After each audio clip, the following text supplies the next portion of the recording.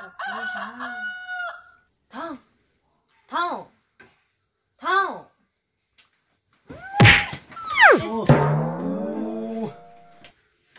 Sao mua chạy nó nè, có bao tiền nó nào nó có niệm một xí nó cho nè. Trời ơi, chúng hay tổ cái quá trái luôn. Tôi vừa sao có cú, trái có chuyện té của nó. Con đó mà. Cái con mua chạy nó nè, có tiền nó không có niệm một xí nó chả.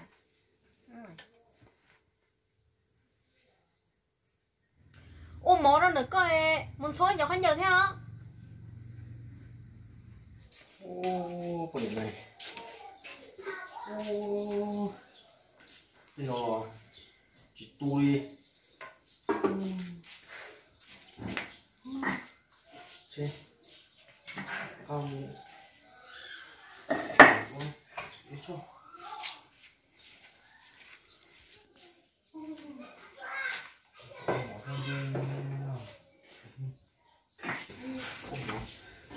phải được không? Sao không dùng mình chưa đâu? Để không?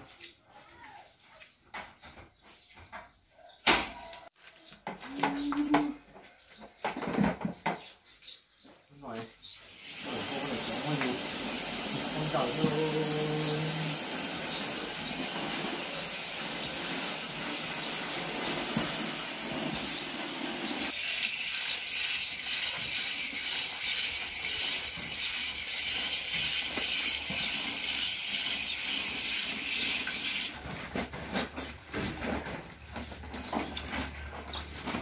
Gì? Thôi cái nó nha. ôi à ô gì nọ này Thôi coi cũng đã để. con này đây lúc nào giờ đến lúc nào chỉ đi chợ tên nào thì chỉ chế thế à chẳng muốn đo tay chỉ là hay là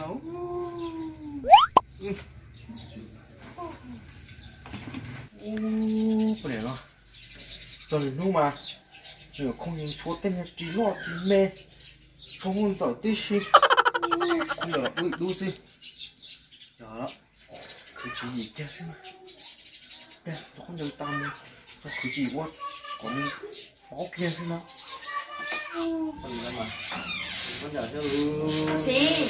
dạ Lòng rồi nó thổ nó cổ thế nó một của đã đen ha. ô trời cho nên đúng chị chở quay ra lo có thuê ở đây rồi Chị mà có với nhau thì nó nói quan điểm đúng nè. tạo ra đúng rồi giờ những này có thể nói quá cái gì của cái cây to không đốt phở của cái to kia của cái to nó còn to à Nhớ nó nói đúng nè, không hay đồ phải đi thua cho. nó cái này sang đuôi Nó mò to cái năng này lên rồi nè. chúng ta đi đi nhỏ cũng thế à Cô thì nói là quan điểm đúng rồi chá, cũng sang chá con nữa nè. con đó mà Cua đó nhiều con cua nè. con ly mà con được tao đi xíu đuôi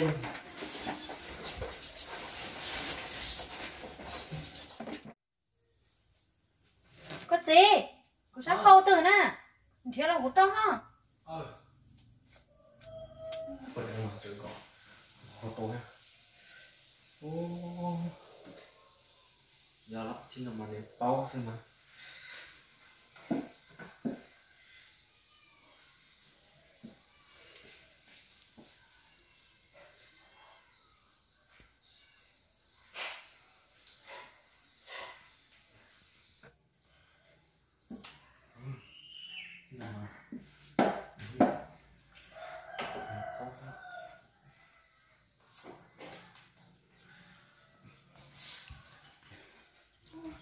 lại nó cái nữa wow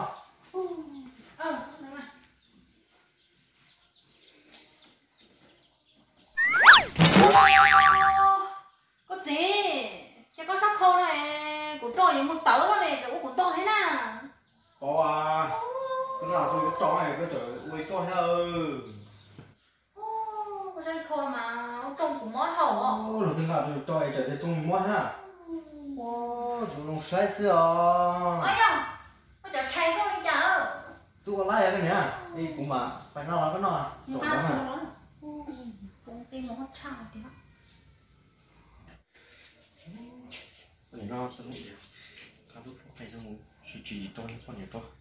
Tôi đúng dạng ngon món thâu tí xíu nhưng mà mình cực.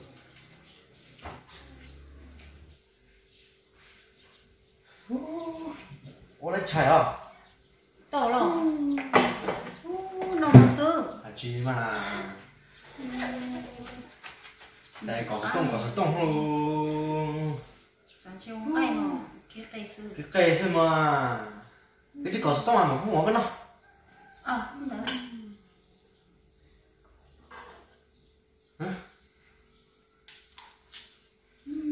Mà mỏng nó gì? Có chỉ có tiền thôi, có nhện nâu nọ chứ nào?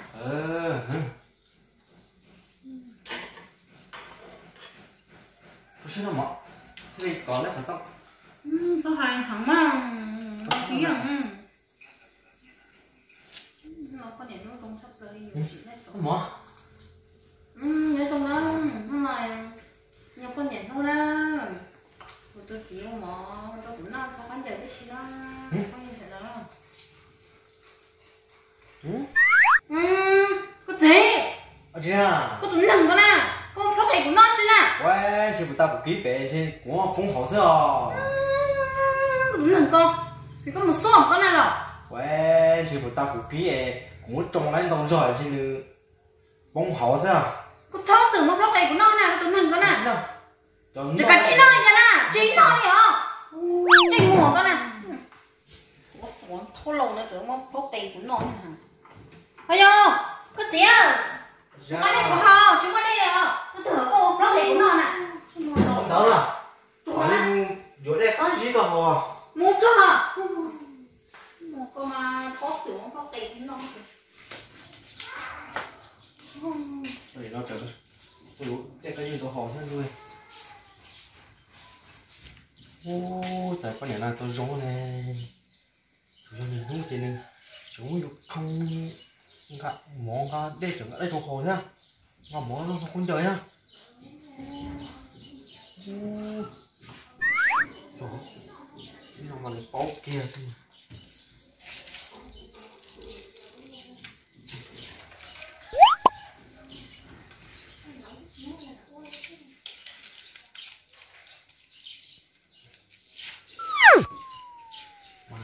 Ba sao?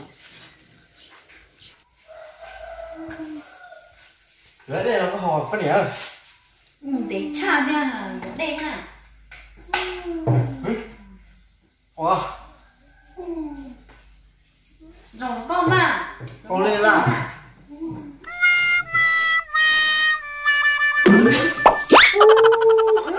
Cái gì? Chả là chạy. Vậy con tôi đi làm gì đi chín à? Chị hả? Chứ một số hả đây?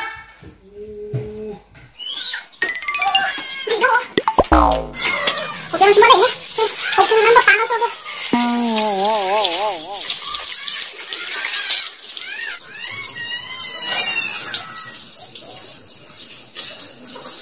Chụp ảnh khá lâu nè. Nó chỉ cũng là về mình chỉ tạm thôi nhỉ. Nhưng mà đấy, nó xuân cả thấy không? Thôi lỗi mà nó nói thì con nền không nè mà mới nhìn kìa nè chúng chú ấy có supply nó share mà chỉ tổ nữa mà chú mỗi tay giờ nha chỉ đôi nó ha tôi hầu sức chán bớt tờ luôn Cái này cơ sao chỉ ở cái màu màu ló mà của tôi hay không ra hết chị có mà lên té cái nó nó chỉ à chín đâu nhỉ xếp thầy tâm rồi tao thế nè đã chỉ ít em mua hay cái này cũng phải nè chứ mua xếp thầy có được 4-5 lỗi nè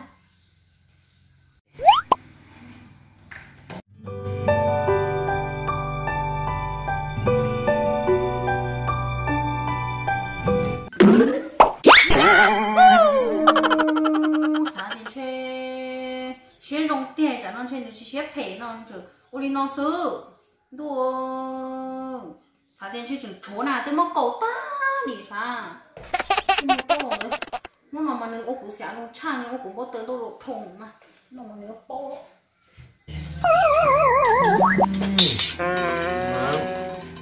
một số dạo gặp hậu đi tới nóจะคงแค่นมากัดกันเทจะนอนเชนดึงเชนนี่เจ้าเป็นทำว่าเขาสักครั้งว้าว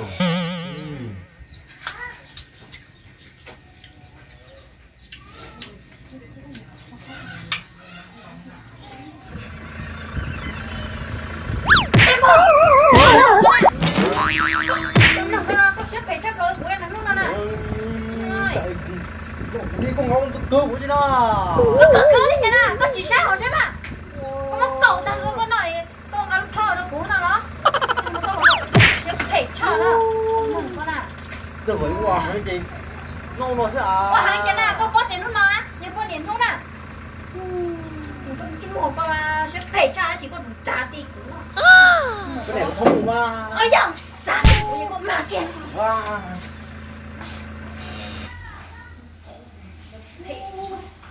cái này nó sẽ chỉ là hay á nó đi hay á chỉ nó cái nhà nó chính nó sẽ phải tầm bộ cho nó chỉ có cái này lúc này vô cái điện lúc này luôn là tới vô ha chị bao chắc cũng mới thế có phải hay á chị mua thèm có ai á yêu cô mua dùng mà mua dùng mà cha chúng mua dùng mà dùng mà mua tổng nha có không có không giặt một thế có mà